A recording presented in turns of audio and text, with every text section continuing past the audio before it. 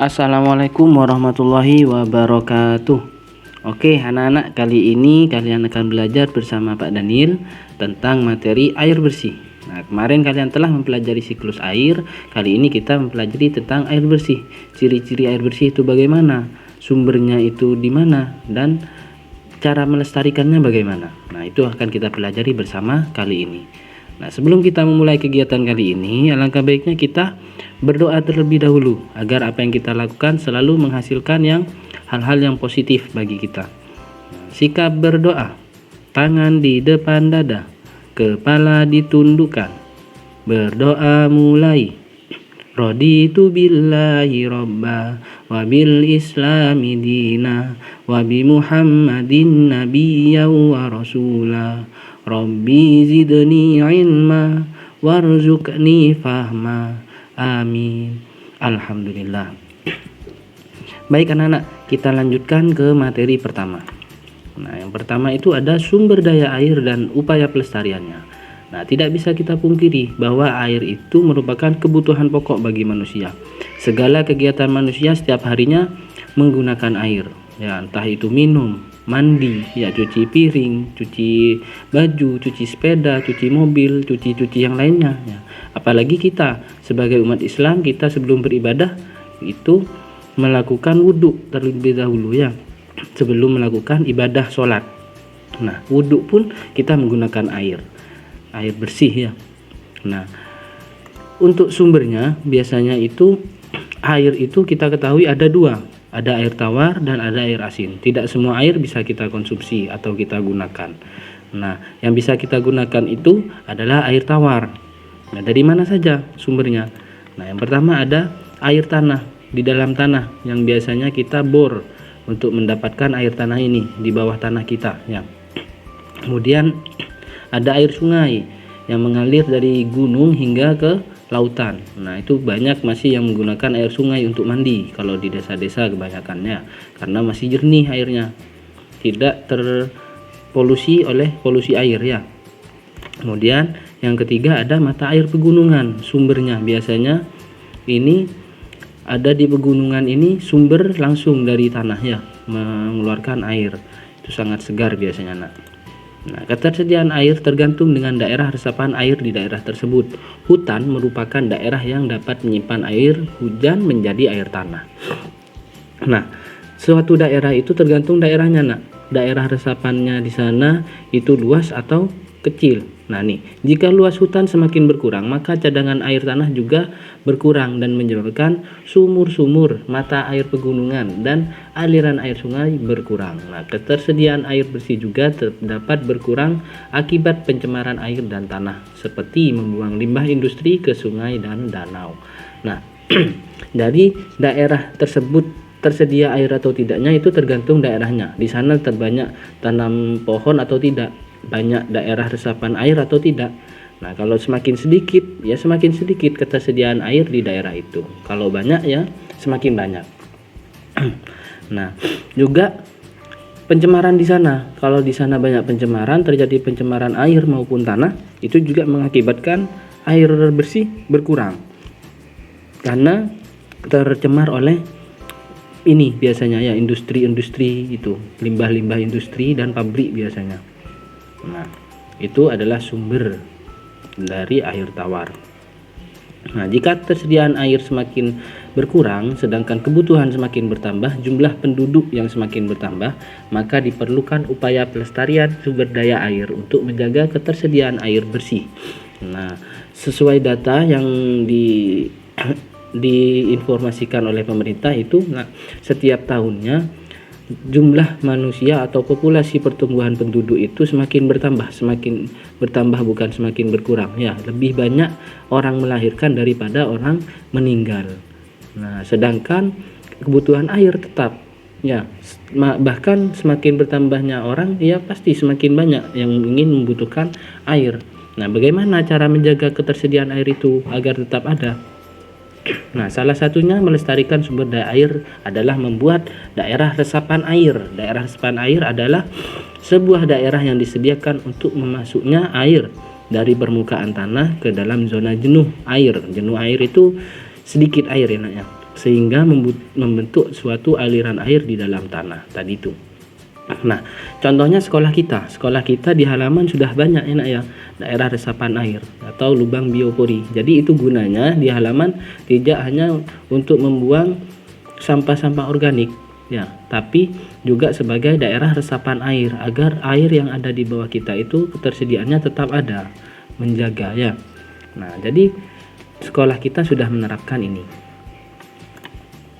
Nah, apakah hanya itu untuk menjaga kelestarian? Masih ada lagi yang lainnya ya. Nah, yang pertama, contohnya tidak melakukan pencemaran air dan tanah. Seperti yang tadi Pak Daniel bilang, suatu daerah kalau banyak pencemaran di sana, entah buang sampah sembarangan ya, membuang limbah-limbahnya yang tidak layak dibuang di tempat sungai ya, ataupun langsung di dalam tanah, itu juga mengakibatkan daerah di situ airnya tercemar. Jadi tidak bisa dikonsumsi kembali. Nah, jadi Pak Daniel yakin untuk siswa KIC sudah tidak melakukan ini ya, selalu membuang sampah pada tempatnya. Nah, yang kedua, menghemat penggunaan air bersih. Jadi menggunakan air secara hemat. Nah, ini ada beberapa contohnya. Yang pertama, misalkan mandi, ketika di rumah kalian menggunakan shower, jangan showernya dihidupkan terus ya. Ketika kalian masuk sampai keluar, showernya hidup terus, tidak ya. Jadi dipakai secukupnya. Ketika membilas saja ya. Ketika sabunan dimatikan showernya. Ketika mau bilas baru dihidupkan. Nah, yang kedua, menyiram tanaman secukupnya. Kalau tanaman disiram terlalu banyak juga tidak baik ya, bisa membusuk nanti tanamannya. Jadi menggunakan air sebutuhnya ya. Dan yang lainnya ini, menggosok gigi atau menggunakan keran ini ya, wastafel, itu ketika cuci tangan misalkan, ketika masih membasuh tangan dengan sabun, jadi matikan saja ya. Ketika baru mau dibersihkan tangannya menggunakan air, baru dihidupkan kembali. Jangan sampai dihidupkan terus menerus. Begitu juga yang lainnya. Nah, ini yang kedua, yaitu menghemat penggunaan air bersih. Nah, yang ketiga, mengolah limbah berbahaya sebelum dibuang ke perairan. Jadi misalkan nih nanti, semoga kalian nanti ada siswa KIC ini mempunyai perusahaan ya. Nah, sekalian sebagai pemimpin harus benar-benar diteliti nih dari awal produksi hingga limbahnya dilihat sudah layak tidak untuk dibuang di daerah situ. Kalau tidak layak, harus kalian kelola gimana caranya limbahnya itu tidak berdampak negatif bagi masyarakat sekitar, karena secara tidak langsung kita menabung dosa di situ nak ya, membuat orang lain tidak nyaman, itu menabung dosa dikit demi sedikit, nanti juga semakin banyak dosa kita ya. Jangan sampai membuat dosa jariah namanya ya, tanpa kita melakukan apa-apa, padahal itu tanggung jawab kalian sebagai yang mempunyai perusahaan itu. Nah, seharusnya kalian teliti dari awal sampai akhir. Hal sekecil apapun jangan sampai merugikan orang lain ya nak ya. Nah, itulah 3 cara lain untuk menjaga sumber daya air agar tetap tersedia di alam atau di daerah lingkungan kita. Nah, air menurut WHO, apa itu WHO? WHO adalah World Health Organization. Nah, jadi WHO itu adalah organisasi yang mengurus tentang kesehatan, entah itu dari lingkungan, dari makanan ya, entah dari penyakit dan lain sebagainya. Jadi organisasi yang meneliti kesehatan biasanya. Nah, layak atau tidaknya suatu air untuk kehidupan manusia menurut WHO ditentukan persyaratan berikut. Yang pertama, persyaratan fisik. Yang kedua, persyaratan kimia. Yang ketiga, ada persyaratan biologi. Jadi harus memenuhi ini dari fisik, kimia, dan biologi. Nah, bagaimana yang ketiga ini? Kita bahas satu persatu. Yang pertama, persyaratan fisik. Nah, kekeruhan air. Nah, kalau ini bisa kalian lihat dengan mata ya, airnya keruh atau tidak. Nah, kekeruhan air dapat disebabkan ada bahan-bahan di dalamnya, seperti lumpur, bahan buangan lainnya. Kekeruhan air ini berakibat pada warna air menjadi lebih tua ya, menjadi pucat ya, menjadi keruh. Nah, kalau sudah seperti ini tidak usah dikonsumsi nak. Biasanya di dalamnya ada zat-zat yang terlarut sehingga airnya keruh lagi, tidak jernih. Karena warna air itu, nah ini warna air sebenarnya itu warna air bersih itu jernih atau bening. Namun warna air dapat berubah yang diakibatkan zat terlarut. Nah, apalagi sampai berwarna seperti ini. Dilihat dulu warnanya itu terbuat dari apa. Jangan sampai zat yang terlarut itu adalah zat yang berbahaya bagi tubuh kita.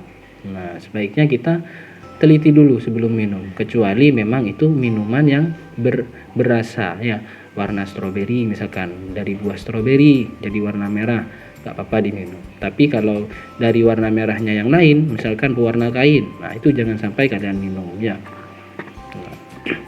Kemudian yang ketiga ada temperatur atau suhu. Menurut Pak Daniel ini belum layak untuk kalian lah ya, cukup kalian ketahui saja, karena tidak mungkin kalian mau minum harus diukur suhunya dulu.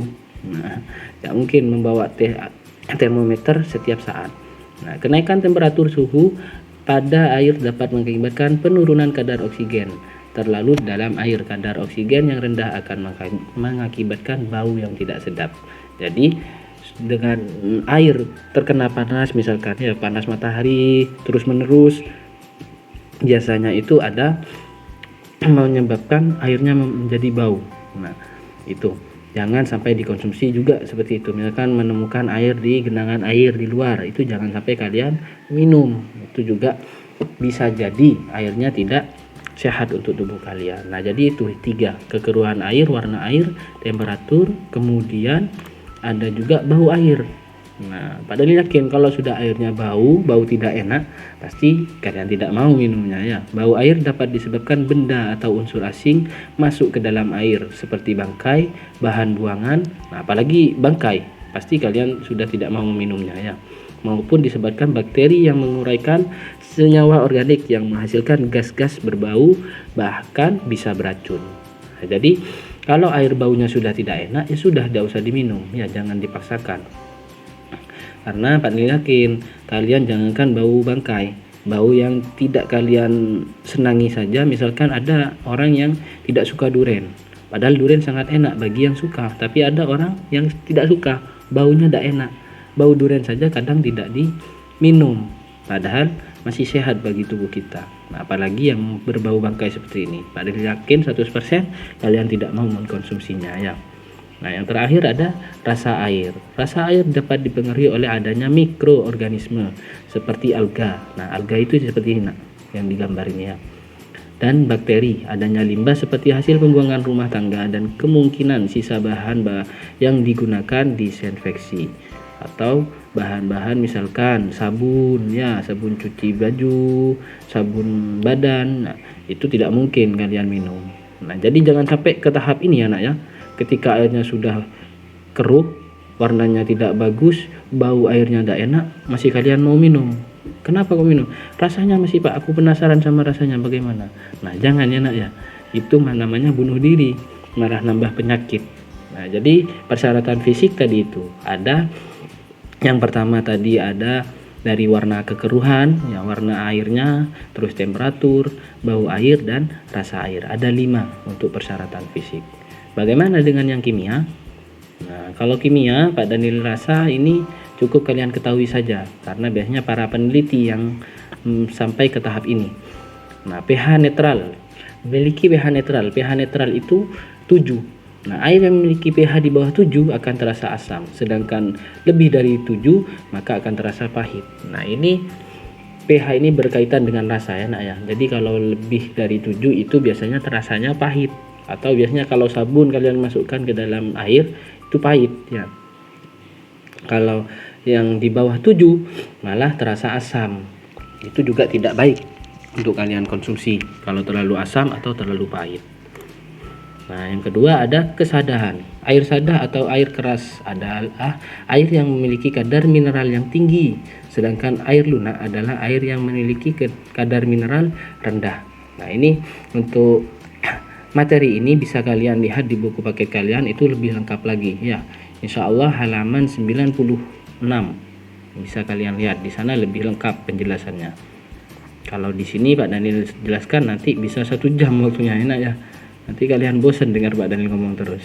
Nah, jadi cukup segini yang inti saja Pak Daniel jelaskan. Kalau ingin lebih lengkap, kalian buka buku kalian di halaman 93 sampai 97 tentang air di sana. Nah, kita lanjutkan.